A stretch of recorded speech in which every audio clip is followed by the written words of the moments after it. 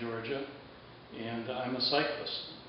I've been a cyclist for about 25 years, and over the last 10 years, I've gravitated to recumbent cycling. Recumbent cycling is very exciting because a recumbent bicycle puts you in a more comfortable riding position. So you don't have the normal aches and pains that you get from an upright bike. You don't get a sore butt, you don't get sore shoulders, you don't get sore wrists.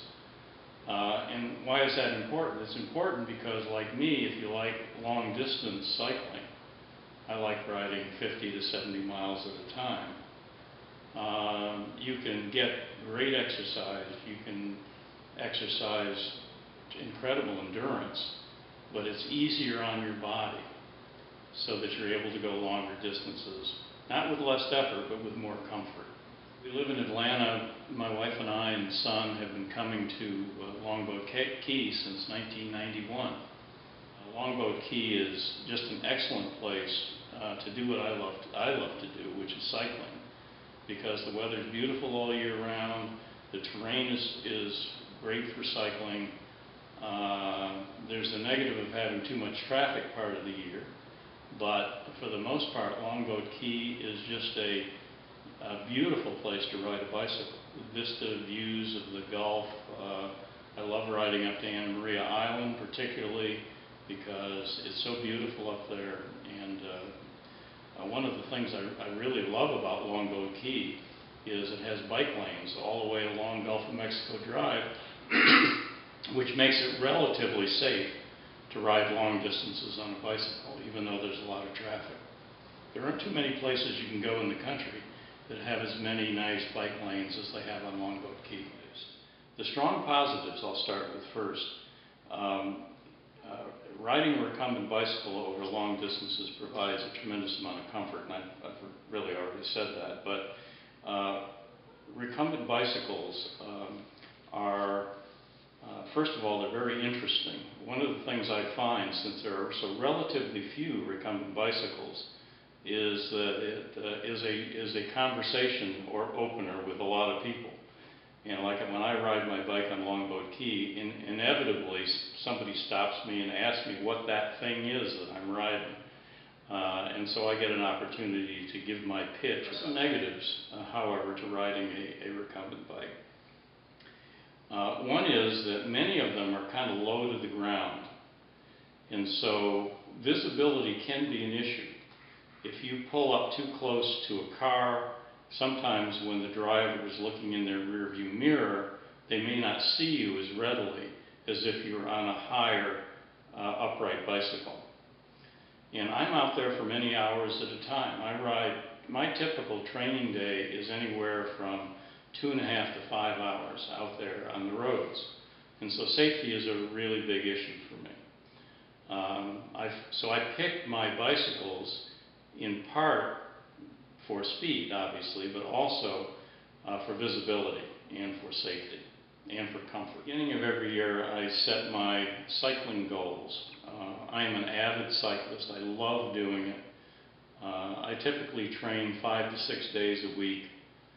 And my typical annual mileage is about anywhere between 7,500 and 8,000 miles per year. As I've gotten older, I have found that my speed has decreased, but my endurance has increased.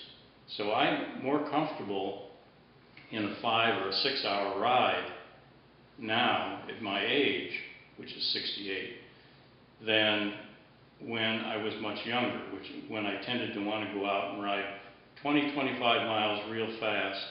Now my typical daily ride is more like 40 to 60 miles at a more leisurely pace. And I love doing that, and it trains me for long distance events. I'll do maybe 10 or 11 century rides a year. A century ride is 100 miles. I've even done rides that are more than 100 miles. I've done 125 and 150 mile rides in a day. Of all the things I love about cycling, particularly recumbent cycling, if you were to ask me my favorite, it helps me stay healthy into older age.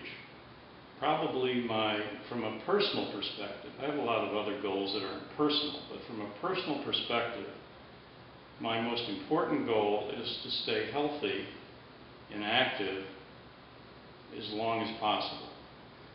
Now, what's the great thing about cycling in that respect? Cycling is relatively easy on your body relative to something like running, for example, which tends to be a little bit harder on your joints and your muscles and your whole body.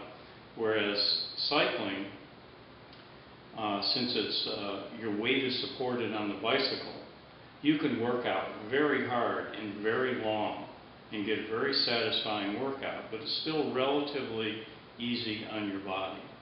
So as a person like me gets older and wants to continue to be very active and wants to continue to be athletic, and I'm hoping to do this up until I'm 100 years old. As a matter of fact, one of my goals in life is on my 100th birthday, I want to ride 100 miles. And now, could I do that? Could I achieve a goal like that as a runner? Maybe. I think I stand a really good chance of being able to achieve that as a cyclist, because cycling is a tough sport, but I think people who are older have an easier time doing cycling than they might some other sports that are harder on your body.